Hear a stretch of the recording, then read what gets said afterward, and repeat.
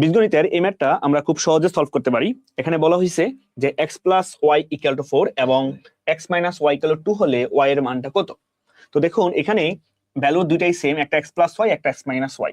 তো এই টাইপের ভ্যালু যদি দেওয়া থাকে তখন আমি যে কাজটা করব, আমাদের যে x plus y x minus y আমরা যোগ করব, হ্যাঁ, যেমন x plus y plus x minus y এই দুটো যোগ করব। তো যোগ করলে কি আসবে 4 প্লাস 2, হ্যাঁ 4 প্লাস 2, এই y y কাটা, তাহলে x x হচ্ছে 2x, 2x সমান 4 আর 2 হচ্ছে 6, তাহলে x এর মান তাহলে কত আসবে 6/2, যেটা আসলে 3। তার মানে x এর মান 3। কিন্তু এখানে আমার x এর ভ্যালু ফাইন্ড আউট করতে বলে নাই, আমার বের করতে বলছে y এর মান কত। তো আমরা যে কাজটা করব, এই x এর মানটা যে কোনো একটা সমীকরণে বসাই দিলেই হবে।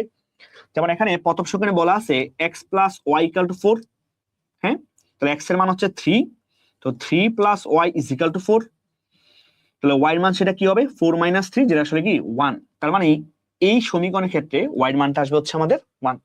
সেটা হচ্ছে অপশন এ অ্যান্সার। সো আশা করি ভিডিওটি ভালো লেগেছে। যদি ভিডিও ভালো লেগে থাকে পেজটিকে ফলো দিয়ে পাশে থাকবেন। ধন্যবাদ সবাইকে।